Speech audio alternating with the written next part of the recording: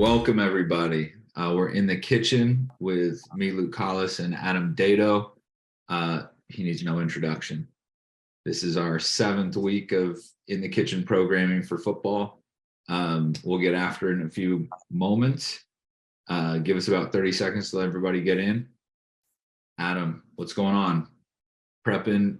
Are you prepping guys mostly for the draft right now, or also for next season? What's kind of going on? So we've been at draft prep since January. Literally, some of the guys' last days were yesterday. Some of them are going to the draft. Other guys will be staying home with family. We've been training our NFL guys. They usually start trickling in about a week. Some of the younger guys a week after the Super Bowl.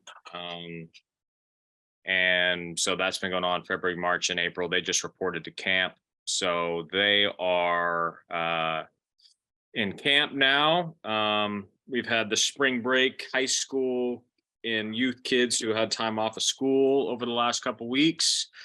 And then in the month of May, we get our college. Now the way college works, they get some time off in May. So we've got a great crop of college guys coming in next month who will be spending 3 to 4 weeks with us getting ready for their season.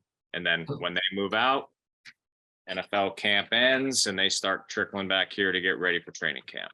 I love that. I mean, spring break, where else would you rather be? Yeah. working on the craft. Not bad to be in Southern California and, kind of parlay it with some beach and Port and Laguna and all that. It's not a bad place to be. Yeah. Like if you have to hit the beach after training, I guess that's fine. What a travesty. Yeah. So tonight we're going to be talking about balance and posture.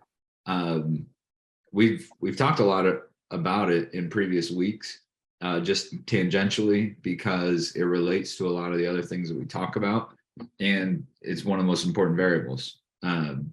So I'm excited to talk about it. I think in terms of my career, this was just something every single year preparing for the season, you just had to be so cognizant of. I'm excited to talk about it because it relates to drops, it relates to throwing mechanics, it relates to everything. But just off the jump, what would you give as a definition for balance and posture? Yeah, I mean, when we kind of put together the core values, the core mechanics for quarterbacks, and it already existed in Tom's model for pitchers, but once again, it kind of at the top of the list when it comes to quarterbacks of how important balance and posture is. And, the more you train guys and the more you, I guess every year we like to look back and say, what were the common themes that we were harping on, or we were coaching, or, the message that we are constantly trying to relay that matters so much to, playing in a chaotic environment, in a chaotic position. What were some of the themes? And we always come back to balance and posture, because obviously in the rhythm of playing is one thing, but so much of the game is out of rhythm. And that's where posture and balance points start to suffer. So, we used to do a test where when we kind of try to define, it was one of Tom's things, but define what our balance points were. And we'd have guys kind of stand straight up with their hands at their side, close their eyes, and just try to relax to the point where you feel like you are not recruiting any muscle whatsoever to stand straight up. Okay. Basically, you feel like you're just standing on your skeleton. There's no muscle activation. You're not using your legs. You're not doing anything. And once you find that perfectly neutral point where you're just standing on bone, if you want to call it, or your skeleton. And once they'd find that position where they almost feel weightless, then we'd say, all right, I want you to rock forward right up until the point where you feel like you have to catch yourself. Then I want you to come back to neutral and then rock to the right as far as you can before you feel like you're using muscle to catch yourself. Okay. And then you do this to the left. And then you do straight back after all those neutral points. All right. So you kind of find that barrier in which you can operate without recruiting too much muscle to essentially catch yourself or whatever. We kind of identified those as our balance points. That's Yeah. where we were allowed to operate in an ideal world in terms of when I'm transferring energy from back foot to front foot or I'm moving. We want to live in what we call that fuselage of just, that's where we're not recruiting muscle to catch ourselves. That was kind of always the goal. And in terms of balance, because we talked a little bit about it, I mean, you asked, like, is it in the beginning of the delivery? Is it at the end? Is it in the middle? Well, truthfully, it's all of it. It's all of the above. Obviously, we want to start on balance and we want to finish on balance, but that's always the challenge. You throw movement involved and you throw variables involved, or into the mix. That's what gets us out of balance, and that's what gets our posture might suffer because of it. So we look at all of it from the top to the finish, and guys they know when they're on balance. And was my posture was, I was losing posture at the end. So yeah, the answer being it's just we always come back to that as kind of the root core value of what we're trying to do. It sets us up for success in terms of using all the other mechanical variables. Yeah, no, it makes a lot of sense. And I'd actually never heard that waitlist thing. I feel like that probably would have helped me out a ton. Definitely going into each new season, I would always try different things in my drops, especially, I was mostly under center. So I was always trying to fiddle with how much depth can I get on my first step so that on my second two steps, I can be as balanced as possible and take like as short of steps as possible. But really that's because on those last two steps, my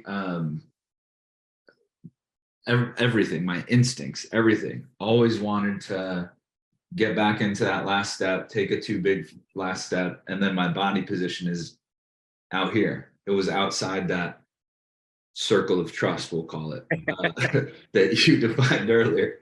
And so like top of my drop, my left shoulder's dipping. Yeah. And it's so hard to get back to that position where you can actually throw the ball from there. I mean, all those movements, every action has an opposite and equal reaction, or whatever action you're doing, you're going to have to come up with just as big a movement to correct it. So it's why we talk about just movement in general, and what you're kind of describing would be in the world of like strategies and tactics on like, how do you maintain balance when you're taking drops? And one of those tricks, like you said, is some of our drops, our aggressive steps are going to be early on so that our last couple can be more about getting myself in the best position to throw. And that is all tied to balance and where my feet are and adjacent to my body and my posture, what you just talked about, in and out of the hitch, making sure my shoulders aren't compromised too much, because the bigger the dip, the more we're going to have to correct. And that goes into the next thing about training. And it's one thing I have to remind guys in the training space for quarterbacks when we're trying to move them in the pocket.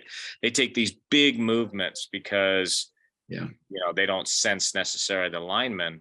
It's like, okay, those big movements, number one, aren't realistic, but number two, you have a much bigger chance of finding yourself out of balance versus taking smaller movements to avoid guys, keeping your feet a little bit more underneath you. There's a less corrective movement necessary when you keep things tight and small, within reason, where you can. I'm not saying it's always going to be that way, but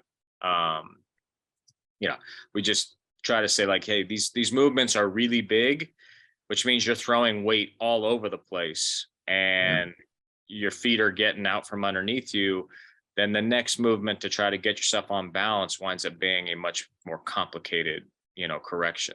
Yeah, and then somebody is open. Undoubtedly, somebody Right. comes wide open when Right. you're in your worst position, and Right. then you just can't make the throw. And Right. then once you can make the throw, obviously they're covered. Yeah. Um, and I love that tip. As short and quick movements as possible in the pocket so that you can stay in your base. And actually, this is like a great little tip behind you. It's just Drew Brees in his Yeah. base Yeah. behind you.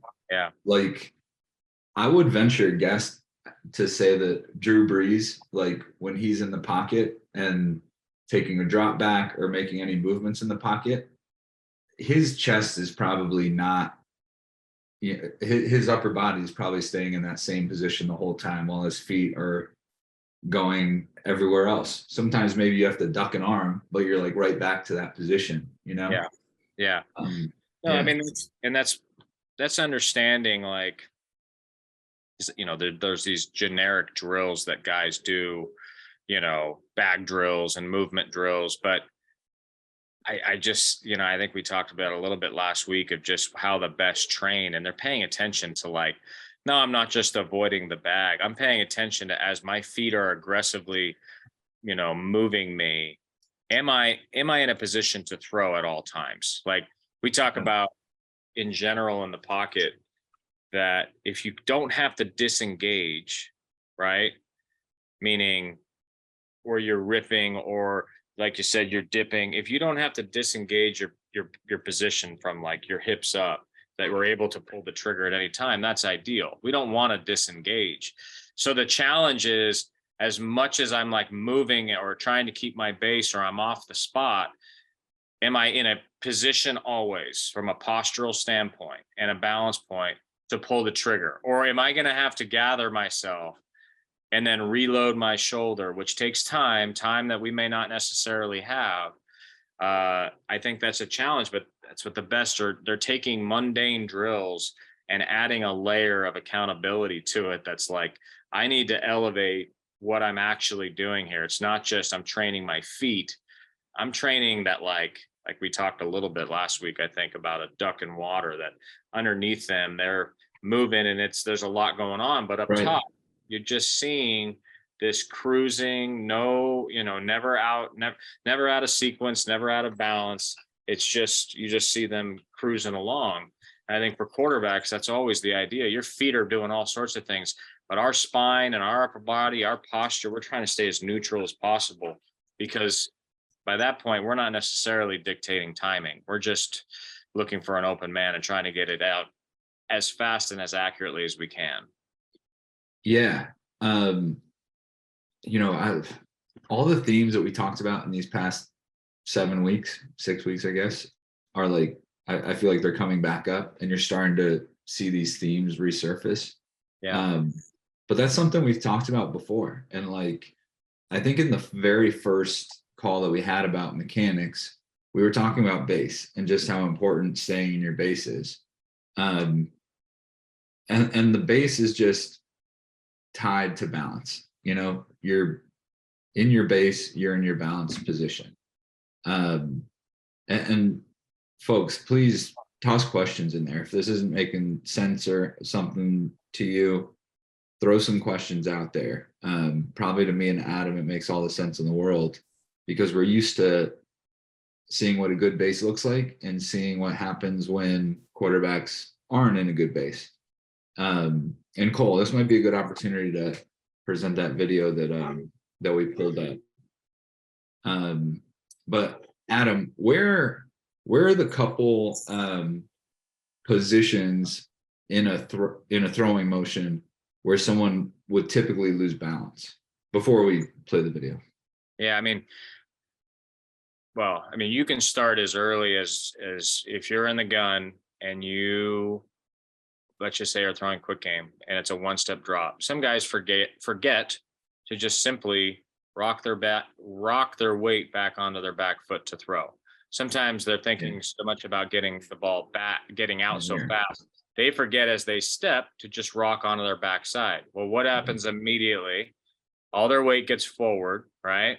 Yeah. If that front shoulder's down, man, we're losing posture. We're losing the ability to create torque. So what do you see? you see the front side collapse, their chest collapse. You see usually a lower thrown ball. Sometimes it might sail high, pops out early on us because we have no track ability. So in terms of balance, one thing I'm looking at right away is making sure that as I take a snap, I'm rocking with my step to make sure I'm getting to my backside.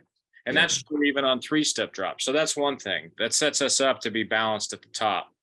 Um, and then you get to the top of your drop, and then I'm not saying it's the same for everybody. I mean, we talk about we want to be loaded. I think that's obvious. I think that's pretty universal that, most coaches say, hey, you want to be more on your backside. Some drops are easier than others. Tempo matters. But yeah, in general, depending on if you're a wide base guy or narrow base guy, we want to be loaded, our balance points to be back. And I talked about it, I think, a little bit in one of the prior weeks, that where you start your base in terms of balance matters, but what matters even more is where your weight is after you take your stride. And that being, we're looking for that weight to be close to the midline, but just behind. That way, it allows our hips to function a little bit better. And I think that sometimes that gets a little bit, and I have to be careful. And that's why I say at 51%, because I used to say, oh, we want that weight back, weight back, weight back. And guys who take things very literally and they work on it a ton, they will be so back into foot strike that it almost slows down their delivery. And then the ball comes out early and they miss high. They say the ball comes out great, but I feel like it's slow or it's too slow sometimes, and I miss high, but it feels great coming out. It has a lot of velocity. It has all these things. And I think from a power output standpoint, this is true. But if we're talking straight football related, like that's why I say I want your weight just behind the midline in the foot strike. I think that's a great balance point. And then focusing on your posture, making sure your spine is staying up. One of the other balance points that or postural issues that we'll see is once we've tracked over our front foot, one problem, if our weight gets too far forward too fast, we might collapse our chest or yank our head. And we usually kind of measure when the ball's coming out in terms of balance, we'd like to see your head be over your front knee. Anything outside your front knee, now we're starting to mess with release point, right? Yeah. Every 1 inch of inappropriate head movement is 2 inches of release point. So that's a balance point that's really huge. And those things are obvious to us right away. We allow 10 to 15 degrees of spine angle tilt. It's not going to be straight up. Some guys are. And we allowed about 10 to 15 degrees, meaning when you go to throw, there might be a small little lean, but ideally the head is still over that front knee. That's a balance point we pay a lot of attention to. Because as that head starts to slide outside the knee, I think we lose control. We lose some of our accuracy in terms of everything going forward. Now I'm sending momentum to the outside. So yeah, that's another huge balance and posture, where we start the delivery, where we're at when our front foot hits. And then as we rotate and square up, what is our head and our spine doing and adjacent to our front knee and front leg? Now, Cole, we should probably look at that video, and we can look for where maybe this punter and former high school quarterback fell into some of these pitfalls. And the reason we're showing you this video as opposed to an NFL quarterback is most of the publicly available videos are really highlights, and so you don't get to see some things where maybe a quarterback had issues, because usually NFL quarterbacks, they're pretty good. So let's take a look at this. All right, maybe give Adam one more time, maybe a little slow down. Yeah, slow-mo. All right, stop it right there. Yeah. Well, yeah, and I took a peek at this clip earlier, and one thing, we talked about it a little bit in terms of direction, and it's not real easy to see exactly if his alignment is good here. I can tell you that, one thing we talked about in prior classes is the importance of when we're throwing to the left to try to get ourselves a little bit more open. Because if we put our front foot down in front of our target, essentially putting them on our backside, our head and our front side will tend to rip open to try to overcome it. It'll have that feeling of being blocked, which we talk a lot about, is being blocked and kind of the negative impact of that. So when we were looking at this clip earlier, that was the first thing my eyes went to was, hey, are we in a good position, open to the target? The next thing, you can run it through. Let's see. So see how he's kind of hunched over, almost like a pitcher. In general, quarterbacks in that position, we're really, not to mention his head being pretty sizably outside his front knee. We don't mind so much when it's pitchers who land in this position. This wouldn't be terrible. But the difference is pitchers throw downhill. So with quarterbacks in general, especially this throw, which is not a long, or is a rather long throw, he's going from opposite hash to the outside the numbers. In general, we want to keep our posture up a little bit better, try to keep our head inside our knee.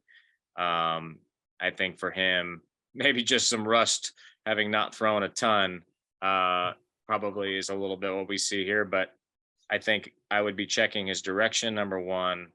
The next thing I'd be looking at is where was his weight into foot strike. And when you see late head movement, right there where his head kind of slides outside his knee, usually late head movement would be a strength issue. I like his front side. See the ball's coming out. His front side's inside his chest. I just don't think he created a ton of torque.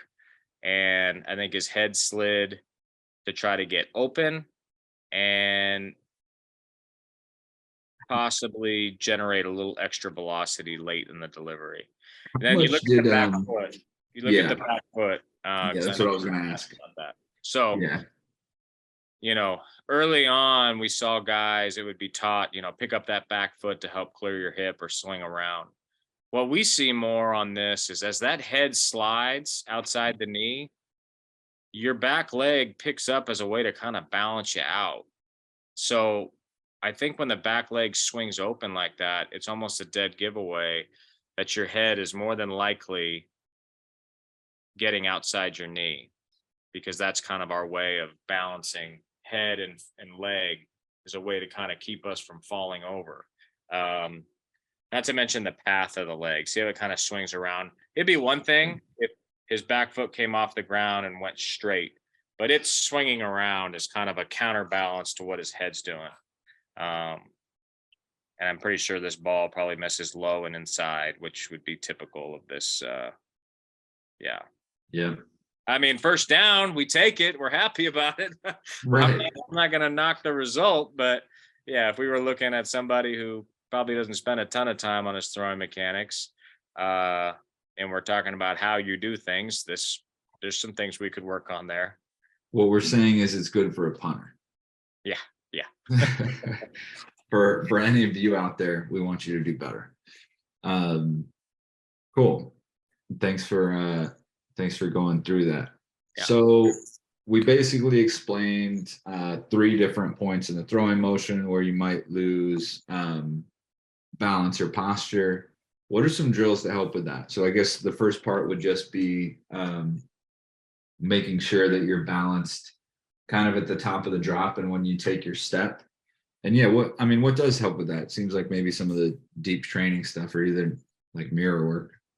Yeah, I always, mirror work is a good one. Getting in front of the mirror. And one thing that you want to pay attention to, I think, is your starting position of balance and understanding, we've always talked about it, especially with baseball players, like your hitting stance or your golf stance or something where you understand your chest is a little bit more over your toes as a way of, hey, I'm in a powerful position. I can recruit both my glutes and my hamstrings by being in a good postural balanced position. One drill that we have our guys do, and we've talked about the drill, but I just think the way I describe it, is our straitjacket drill, where Yeah. we're basically throwing with no arms. But what I tell guys is focus on your prime movers, focus on your lower half, focus on your spine and your head not moving. And when we're doing it, essentially you're throwing with no arms. So you're feeling rotation as you're tracking forward. But if you do it wrong at all in front of a mirror, you're gonna see it. You're gonna see your head move or have negative movement. And all it is feeling like, hey, and the idea being you start off just doing that straight in the mirror, right?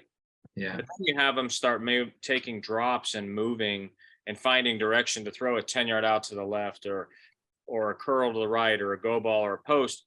And then, I mean, if you do it wrong at all, you're going to feel the fact that your head is moving or you're prematurely rotating. You're going to feel like your hips aren't quite getting into it.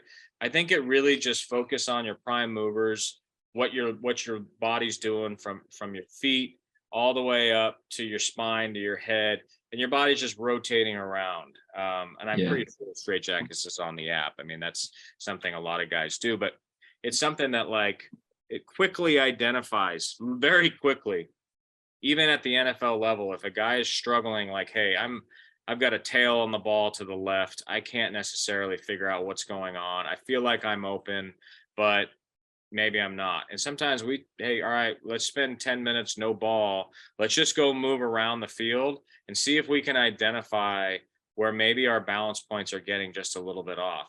And I mean, I can think about guys who in the league, vets. I mean, sometimes these things happen. They just don't like, a new offense comes in, it's a new footwork, right? And they've maybe done it a certain way for so long that they understand their balance points. All of a sudden they change it from right foot up to left foot up. And this is going to be 3-step, and this is a tempo 3, this is a 5. And they're just not quite aware of like, all right, am I on balance at the top of this drop? Or am I just taking steps because that's what I was told to do? And Yeah. that's part of like, I think, taking ownership and understanding as a quarterback that, there's the scheme, there's the footwork that is required of you, but you kind of have to take ownership of it. You have to immerse yourself in the offense to be like, okay, this is how I need to take this. And that's why, the good ones will write stuff down on their like wristband or whatever as little reminders of like, hey, for me to be in the best position and balanced at the top of drops, I need to be, really focused on my tempo, or I need to be aggressive in the beginning and then coast at the end. I need to feel like I'm getting myself in the best position. And these are my notes on how I do that. And it just all comes back to balance. And I think that Yeah. that's something that like coach and player can work on, but a lot of it is going to be player. Like, hey, and that's one thing I always ask guys, like, do you feel balanced? Do you feel in control? Because going all the way back to what we talked about in the very beginning, when you asked me what is balanced, if they feel like they're catching themselves or they're recruiting muscle at the top of a drop just to gain balance, right? They're already using muscle for something other than throwing, or they're using brain power. They're overcompensating because they weren't in a good position. And now muscle that should be going to contributing to throwing is just trying to get me on balance, right? So like, hey, at the top of the drop, do you feel like you're in control? Do you feel balanced? Do you feel loaded? Do you feel strong? And if the answer isn't a resounding yes, then it's back to the drawing board. It's like, okay, well, this is what my eyes tell me. Here's what the video is showing. Like, hey, our back foot at the top of this plant throw is way outside our hip. So of course you don't feel very strong or balanced. Of course we're not feeling like we can drive off that leg. Or when you're coming out of the hitch, okay, instead of coming close to replacing your right foot to where your left foot was, or, depending on what we're talking about, meaning your weight's getting too far forward too fast and now your posture's suffering. Yeah, of course you feel like you're going to miss high and low because all your weight's there and now you're yanking your head. So, I think it's understanding each guy's body. And I think that's an accountability for kids and athletes in general. And that, like I said, the straitjacket's something you can do on your own. That's just good movement patterns, and it focuses on a lot of different things, but balance being one of the big ones. Yeah. And just so everybody knows, straight jackets are not in the app yet, but they will be before we launch into the App Store. So give us a couple months. In the meantime, you can go to Orange County and see Adam and learn the straight jacket drill. But I Yes. think one of the keys for me on this drill, kind of like Adam was saying, is I knew that I was messing up balance if when I finished, I didn't have 2 feet on the ground.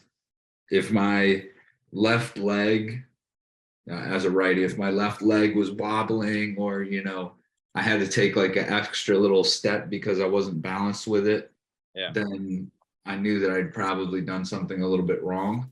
And then if my chest wasn't perfectly aligned to the target, and if my head was a little bit like this, then I knew that that something was a little bit off. And when I got into that position, I would always feel my core and my legs really working. But everything above that core is just like relaxed. Like there's not much for the rest of the body to do.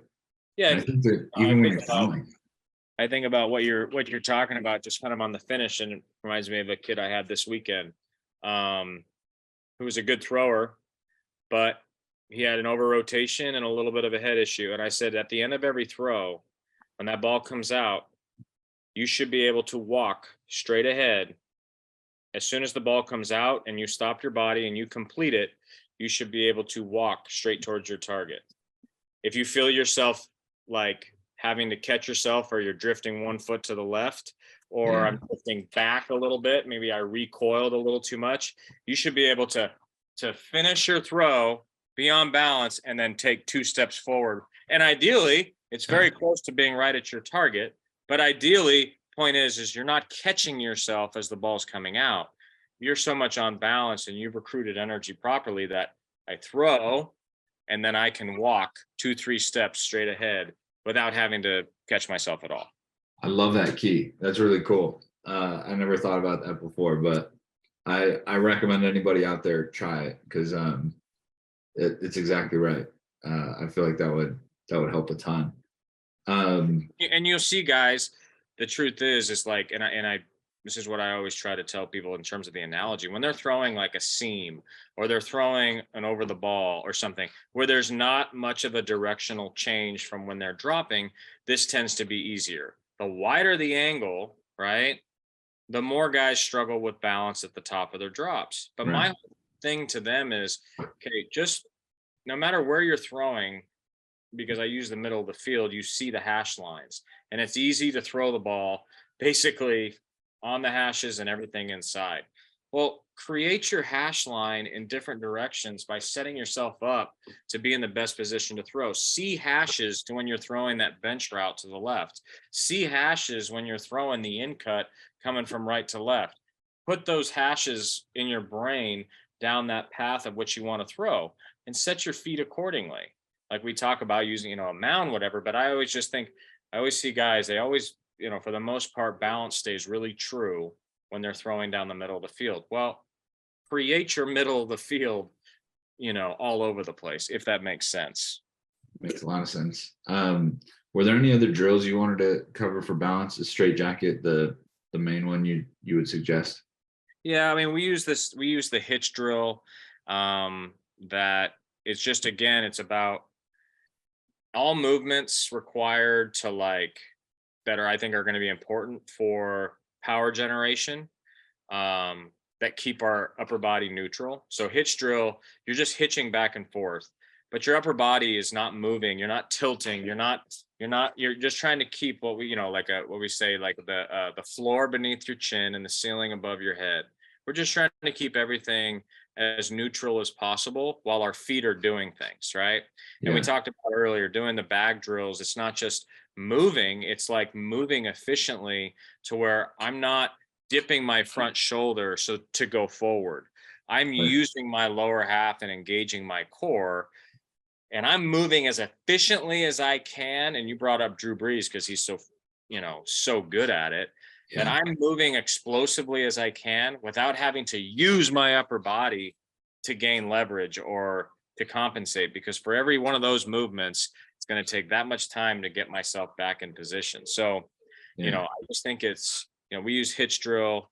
Occasionally we'll do some bag drills. Those are kind of generic. I just think it's really paying attention to like the details of, are my shoulders and my spine neutral? Is my head, do I have a lot of upper body movement? Because all that stuff is going to be important for pocket movement, inside, outside the pocket, in drops, all of it. Yeah. Um, well, I think that mostly covers what we wanted to talk about in terms of balance. If there are any questions, we're happy to answer them. There was one question that we got in the Discord last week that I wanted to make sure we brought up on this call because I think it relates a little bit. But how big should a QB's hitch be? And specifically, this parent wanted to know for their athlete whether their hitch was too big because the athlete's back foot, instead of, I learned like try to cut the distance in half. Usually the hitch is a little bit bigger than that. Yeah. But this athlete was like crossing behind almost for a hitch. So, how big should the hitch be, and is crossing behind probably too big? Well, I think, when we talked about it last week or 2 weeks ago, the goal is to always travel in theory for just general force output, travel as far and as fast as we can. But the truth is we don't have unlimited space and we don't have unlimited time. So it's kind of a loaded question, how far. I think different throws are treated differently. But I think the number one thing is you got to make sure you're in time. So if right away your timing is bad, meaning it's taking too long, well, then we got to shorten the hitch. That's usually going to be the number one precursor to having, too long of a delivery. The hitch is either too long and or too slow. I think, especially for younger kids, if they can gain ground and create weight shift, it's going to help with being able to drive the ball. As you get older and you get stronger, like I said, the goal is to keep everything as tight and as quick as you can. So I think it kind of varies from athlete to athlete. And when you say the hitch, is that the back foot coming up? Yeah. Yeah. I imagine. Yeah. And again, this is something that you brought up. The deeper the step, the bigger the hitch is going to be. I think I would try to work on, not having a huge step on the back end and then being able to quickly move that back foot underneath, because the acceleration part matters. It's not necessarily always the size of that hitch as much as it's the explosion coming out of it. Yeah. And the bigger that drop step is, the bigger the hitch is going to be. And maybe, hey, we're throwing a big post or a go ball downfield. Yes, it's going to be a little bit bigger, but ideally it's got to be in time and not putting us too far out of balance. I hope that answers the question. I think that's kind of a case specific, certain throws. I just make sure you're paying attention to your timing, because that's one of the biggest things you need to make sure. Like, your hitch can only be as big as it can be in the right time frame. So I thought that was a great answer, and I think that offered guidelines. It might not have been for this specific case, but in terms of guidelines, be in time as much as possible. Usually that means can't be too big of a stride, and then focus more on that explosion, the quickness. Yeah. That's such a good point. And actually something that's like really hard to teach is like, even in 3-step drops where you're not taking a hitch or something, like if you're under center, really exploding with the back foot and making sure that you're getting everything you can out of that back foot. Because we talk about, 80% of your velocity is going to come from hip and shoulder separation, and then 20% is going to come from ground force production. But I see a lot of young quarterbacks who don't get the ground force production out of their back leg. And when I've tried to teach other quarterbacks to like focus on ground force production, a lot of what they want to do is, when I'm saying, no, explode with that back leg, a lot of what they want to do is maybe drive up. So you see like this a lot. And it's kind of hard to teach, like exploding straight forward with that back leg. Do you have any tips for that, or I mean, how do you guys teach that? Well, yeah, I mean, like you said, it's kind of a marriage between the lower half and the upper half. I mean, some guys are very linear throwers, meaning they really, really depend on their ability to put their foot down and shift weight towards their target. And I would Uh-huh. say that that for sure was a big proponent of throwing mechanics early on. I think it's gotten far more rotational over the last 10 years, 15 years, where torque has become a big proponent of mechanics. I think again, when they're thinking about driving off their back leg, sometimes what they do is they start driving before their front foot hits, and then they get really far forward, and then their Mhm. posture suffers. I think it's I think it's trying to be fast and explosive with your lower half. And then once your front foot hits, that delivery can really start. That's when you can really drive off that back leg, and your hip will hopefully naturally rotate if you have, sufficient hips. And then we're talking about, you know, the upper body mechanics and our kinematic sequencing being sound. But, I think that's why the hitch drill is interesting, because it trains us to hitch, put our foot down, but when you're doing it, you ideally you're straddling a line, and the whole goal is to keep your head over that line as your feet are moving back and forth. That way you train yourself to go left, right, left, right, left. And then when that left foot hits for a right-handed quarterback, then we work on shifting weight while rotating, if that makes sense. That does make sense.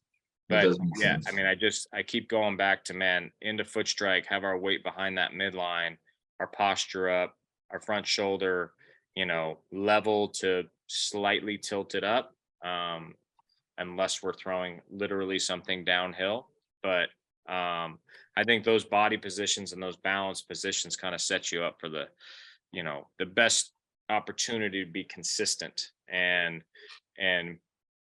understanding that, like, okay, why do we get out of balance more times than not? It's going to be starting position, it's going to be directional issues, and it's going to be trying to generate velocity the wrong way.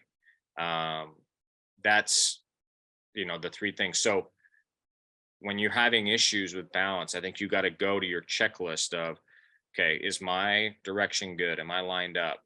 um, am I generating force the right way? Like, sometimes they're standing too tall, and they don't have bent knees. They're not recruiting, you know, your glutes, quads. You're not recruiting. You're not using your lower half. You stand so straight, and you almost fall into your delivery. It's like, hey, sometimes it's as simple as, we need to be in a stronger position. Like, if I asked you to dunk, are you telling me you would do it without bending your knees? You would just stand straight? Like, you're not going to recruit ground force if you're not creating some knee flexion. I mean, I think it kind of Right. starts there. So, um, and then at the end, if you find your head moving late, again, that's a strength issue. That's a force output issue. So you go back to, like, all right, I need to get back to my balance points and make sure my knees are bent, make sure my weight's staying back into foot strike, and making sure my chest is over my toes so that my head doesn't slide outside my knee.